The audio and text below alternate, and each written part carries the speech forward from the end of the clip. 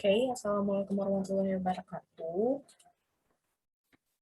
Di sini saya ingin mempresentasikan tentang makalah saya tentang peran psikologi komunikasi dalam situasi pandemi corona.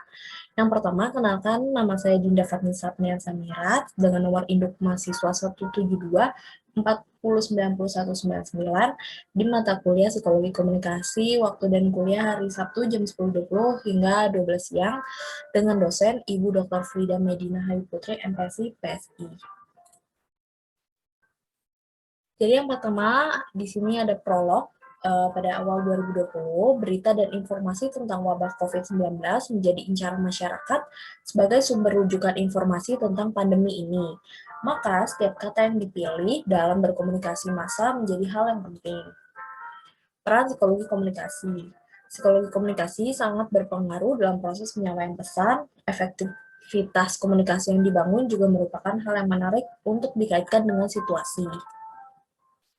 Lalu latar belakang masalah, di sini seorang juru bicara menginformasikan bahwa harus mempersiapkan tanah untuk penguburan massal korban COVID-19. Hal tersebut membuat stigma akan ada banyak korban yang tidak selamat. Jadi di sini saya memakai contoh kasus pemberitaan penguburan massal korban COVID-19 di Aceh. Di dalam berita CNN Indonesia tanggal 29 Maret 2020 disebutkan bahwa pemerintah Aceh berencana menyediakan pemakaman massal untuk orang yang meninggal karena terinfeksi virus corona atau COVID-19. Hal itu dilakukan demi mengantisipasi meluasnya penularan virus corona. Juru bicara COVID-19 pemerintah Aceh, Saiful Abdul Ghani, membenarkan bahwa pihaknya sudah menyiapkan lahan untuk pemakaman massal. Namun, hingga saat ini, berita diterbitkan belum diumumkan lebih lanjut mengenai lokasinya. Meskipun kabar terkait pemakaman massal itu bukanlah kabar baik untuk disampaikan, ia menyebut harus menginformasikan sebagai salah satu bukti kesiapan pemerintah daerah. Sebagai juru bicara yang ditunjuk untuk menyampaikan informasi terkait COVID-19, Bapak Saiful Ghani tentulah dituntut untuk komunikatif sehingga pesan yang disampaikan dalam proses komunikasi tidak menimbulkan kesalahpahaman dan tidak menimbulkan bias. Harian Serambi Indonesia lebih awal memberitakan hal ini, yaitu pada tanggal 28 Maret 2020 tentang penyediaan kuburan massal yang disampaikan oleh Bapak Saiful Abdul Ghani menjadi salah satu berita yang mendapatkan respon yang kurang baik dari masyarakat. Berita ini membuat masyarakat memberikan penilaian negatif kepada pemerintah Aceh. Dalam ilmu komunikasi, hal ini dapat ditelaah melalui ilmu psikologi komunikasi, karena psikologi komunikasi dapat menguraikan dan meramalkan apa reaksi yang akan diperoleh setelah seseorang menyampaikan pesan. Dapat kita lihat bagaimana pesan yang dikemas oleh juru bicara pemerintah Aceh di tengah kejiwaan masyarakat yang tidak stabil akibat dampak virus COVID-19 ini menuai respon yang buruk. Oleh sebab inilah, menelaah tentang psikologi komunikasi yang dilakukan Humas Aceh terkait pemberitaan penyediaan kuburan massal untuk pasien COVID-19. Alasan pemerintah menyediakan kuburan massal yang disampaikan oleh Bapak Saiful Abdul Ghani dianggap perlu karena melihat pengalaman berbagai negara dan Indonesia sebagai salah satu negara yang dengan pasien COVID-19 terbanyak. Maka wajar jika kebijakan tentang pemberitaan penyediaan kuburan massal menjadi hal yang dipertanyakan oleh masyarakat. Apakah pemerintah tidak mengetahui tentang psikologi komunikasi tentang berita apa yang seharusnya disampaikan pada masa COVID-19 ini, sehingga keputusan tentang pemberitaan kuburan massal adalah hal yang tidak seharusnya dilakukan. Hal ini juga menyebabkan pemerintah dianggap tidak serius mendukung masyarakat yang menjadi pasien untuk sembuh, malah menimbulkan stigma seolah-olah akan ada banyak ribuan korban. Di sini saya akan menjelaskan pengertian psikologi komunikasi dan juga perannya. Yang pertama di dalam buku Jalaluddin Rahmat. Di situ menuliskan psikologi komunikasi adalah ilmu yang berkaitan dengan bagaimana cara mencapai komunikasi yang efektif dalam interaksi manusia. Lingkup psikologi komunikasi mencakup penyampaian energi, gelombang suara, dan stimulus terhadap kejiwaan komunikan. Lalu peran psikologi komunikasi. Yang pertama, ada psikologi dalam komunikasi akan sangat berperan dalam perubahan perilaku pada manusia, terutama ketika sedang berkomunikasi dengan manusia lainnya secara pribadi, kelompok, ataupun massa. Dalam hubungannya dengan konteks ini, psikologi telah mencoba untuk menganalisis komunikasi antar individu mengenai bagaimana pesan yang disampaikan akan menjadi stimulus yang menimbulkan respon pada individu lain dan bagaimana lambang-lambang dapat menjadi bermakna dan juga mengubah perilaku orang lain. Contoh psikologi komunikasi dan juga fungsinya. Yang pertama, dengan memahami psikologi komunikasi juga dapat meminimalisir reaksi negatif dan kesalahpahaman komunikator dalam menerima pesan. Yang kedua adalah psikologi komunikasi, pesan yang disampaikan, pesan yang jelas, intonasi penyampaian yang tepat, cara penyampaian pesan, bahkan pemilihan kata yang tepat sehingga membuat pesan yang disampaikan dapat diterima dengan baik oleh masyarakat serta tidak menimbulkan kesalahpahaman. Yang terakhir, psikologi komunikasi yang terpenting untuk menganalisis proses komunikasi interpersonal ketika mereka sedang melakukan proses interpretasi dari suatu stimulus, mulai dari sensasi, asosiasi, persepsi, memori, sampai dengan berpikir, baik untuk pekerjaan, mengirim, maupun menerima pesan. Lalu di sini pengertian komunikasi efektif. Dalam proses komunikasi, tentunya komunikasi yang efektif adalah bentuk komunikasi yang seharusnya terjadi. Jika tidak efektif, maka proses komunikasi tentu saja tidak sesuai dengan apa yang diharapkan. Proses komunikasi akan efektif jika informasi yang dikirimkan oleh pengirim pesan dapat diterima dengan sebenarnya sebagaimana yang dimaksudkan, sehingga terjadi perubahan perilaku penerima pesan.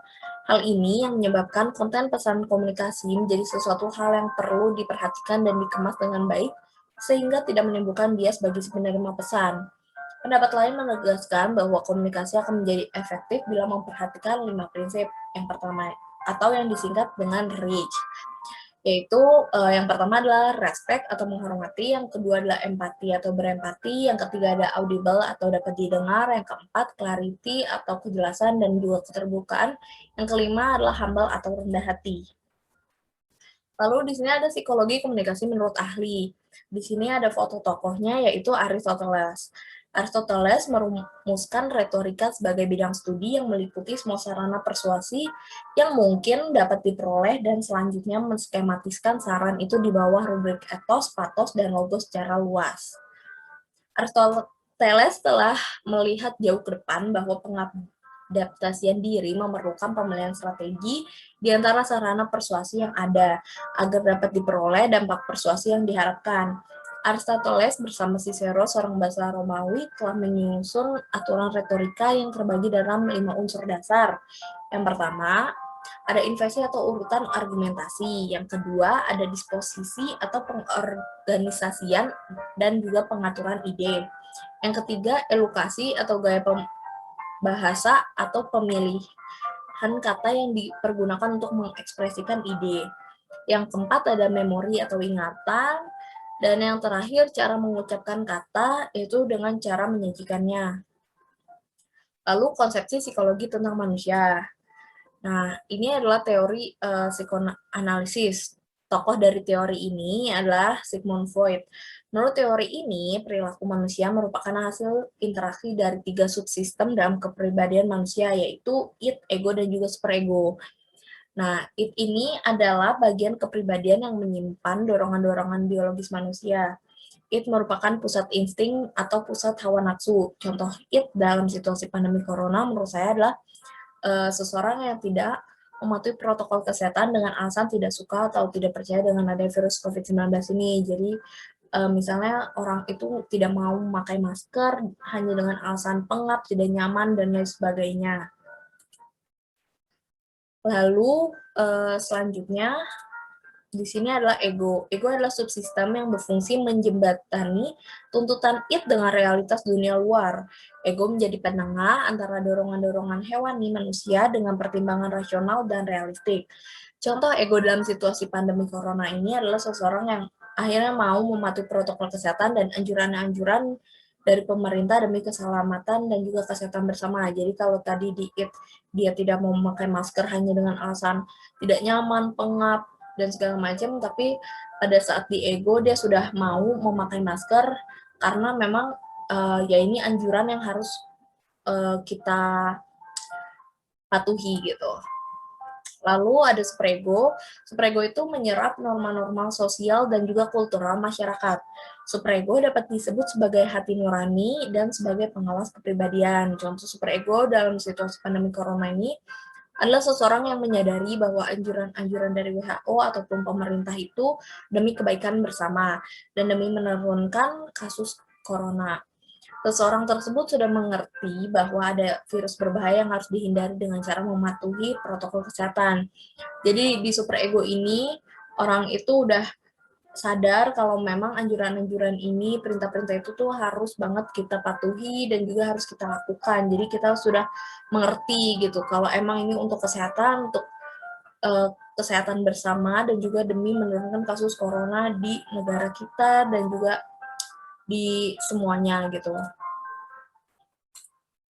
Lalu yang kedua ada teori behaviorisme. Teori ini memfokuskan perhatiannya pada perilaku yang kelihatan, yaitu perilaku yang dapat diukur, diramal, dan juga dilukiskan. Manusia dalam pandangan teori behaviorisme adalah makhluk yang sangat plastis, yang perilakunya sangat dipengaruhi oleh pengalamannya. Manusia menurut teori ini dapat dibentuk dengan menciptakan lingkungan yang relevan. Teori behaviorisme ini menurut saya sangat menginterpretasikan peran psikologi komunikasi dalam situasi pandemi corona. Karena di dalam teori ini, teori behaviorisme itu kan teori belajar ya.